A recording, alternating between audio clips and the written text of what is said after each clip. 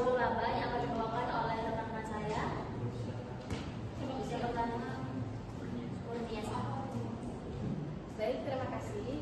Di sini kita akan membahas tentang ekuitas saldo laba, di mana tujuan dari pembelajaran ini yang pertama itu kita harus tahu kebijakan dividennya, terus ada juga bentuk dividen, terus nanti materi kita juga ada tentang pemecahan saham, terus juga bagaimana pencatatan saham tersebut serta penyajiannya dan laporan keuangan. Nah, di sini kita harus tahu dulu apa pengertian dari saldo laba. Nah, di sini saldo laba itu merupakan akumulasi hasil usaha periodik yang memperhitungkan pembagian dividennya, dividen koreksi laba rugi periode lalu, dan reklasifikasi plus revaluasi aset tetap. Nah, dalam artian saldo laba ini merupakan saldo laba yang masih ditahan di perusahaan yang belum dibagikan dividennya kepada pemilik saham. Nah, di sini tuh ada komponen-komponen tentang ekuitas pemegang saham tersebut.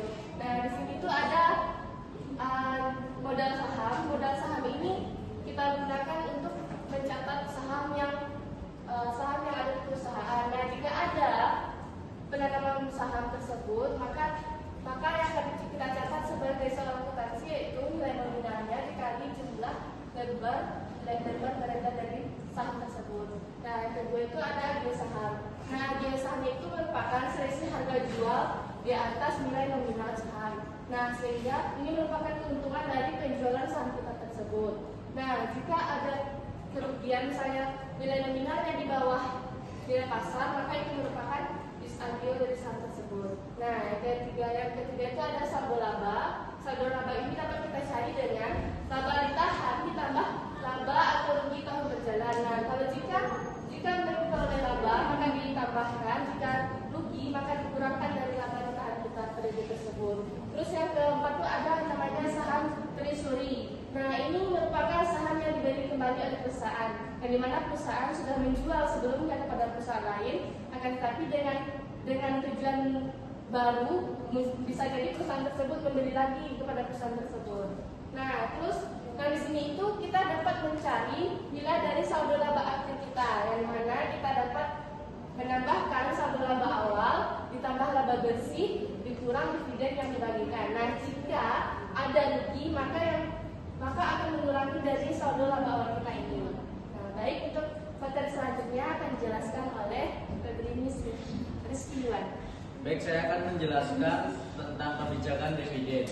Kebijakan dividen ada beberapa komponen. Yang pertama, stabil dividen policy. Dividen tetap per saham setiap periode memberikan kepastian bagi investor. Ini yang dimaksud.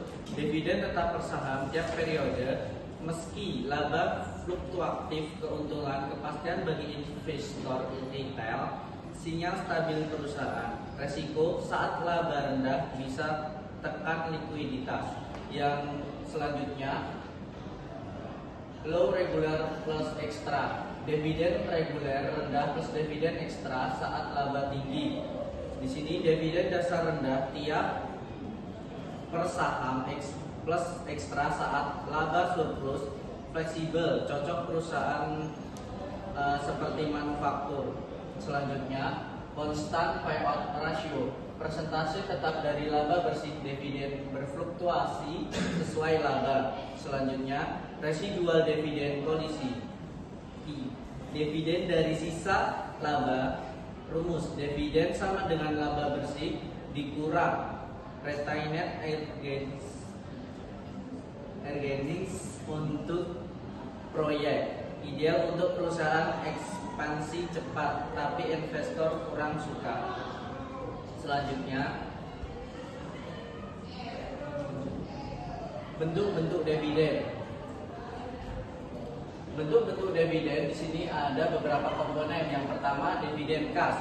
Dividen cash ini adalah bentuk dividen yang paling umum di masa perusahaan membagikan uang tunai langsung kepada pemegang saham. Dividen ini biasanya diberikan jika perusahaan memiliki kas yang cukup. Kedua, dividen saham. Dividen saham dalam bentuk perusahaan tidak membagikan uang tetapi memberikan tambahan saham kepada pemegang saham yang sudah ada. Jadi jumlah saham yang dimiliki investor bertambah meskipun nilai total kepemilikannya relatif tetap. Ketiga, dividen properti. Dividen ini dibagikan dalam bentuk aset selain kas, misalnya tanah, bangunan, atau investasi lain yang dimiliki perusahaan. Selanjutnya, keempat, dividen likuiditas. Ini terjadi ketika perusahaan membagikan sebagian modal kepada pemegang saham, biasanya karena perusahaan mengurangi skala usaha atau sedang dalam proses penutupan. Selanjutnya akan dijelaskan oleh Febrini. Baik teman-teman, di sini saya akan menjelaskan pemecahan saham atau stock split. Sebelumnya kita harus tahu dulu apa itu pemecahan saham. Jadi pemecahan saham itu adalah nilai nominal tiap lembar saham tanpa mengubah nilai nominal saham secara keseluruhan. Jadi ketika ada terjadinya pemecahan saham atau stock split ini, kita tidak perlu mencatat di dalam jurnal. Saya di sini sudah menyajikan catatan faksi. Sebelum stock split up, jumlah saham PPN adalah 20.000 lembar dengan nilai nominal 500 per lembar. Pada 1 Oktober 2017, nilai nominal saham per lembar bertambah menjadi 100. Dan dari sini maka jumlah lembar sahamnya menjadi 100 lembar, yakni 500 dibagi 100 kali 20.000 lembar. Jadi bagaimana jurnalnya? Seperti yang dibahas tadi, pada pemecahan saham atau stock split tidak perlu dilakukan penjurnalan. Selanjutnya, saya akan membahas penyajian dalam laporan keuangan. Jadi, bagaimana sih saldo laba itu disiapkan? Jadi ada 3 tempat seperti yang kita tahu: neraca, laporan perubahan ekuitas, dan juga catatan atas laporan keuangan. Nah, pada neraca kita akan menampilkan posisi ekuitas. Posisi ekuitas termasuk saldo laba pada akhir periode. Selanjutnya,